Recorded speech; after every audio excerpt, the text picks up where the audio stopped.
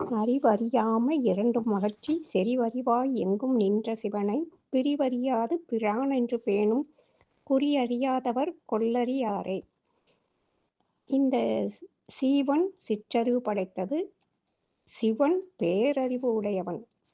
சீவனின் சுட்டறிவு அறியாமை இரண்டையுமே சிவன் அகற்றி விடுவார்.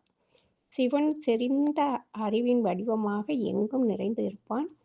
அவனை என்னை விட்டு பிரிவதை அறியாத பிரானே என்று விரும்பி போற்ற வேண்டும். இதை செய்ய அறியாதவர் சிவனை தம்முடன் பொருத்திக் கொள்ளும் முறைமையை அறியாதவர்கள் ஆவார்கள். எம்பெருமான் சிவபெருமானை ஏத்தாத நாள்களெல்லாம் வீழ்ந்த நாட்களே.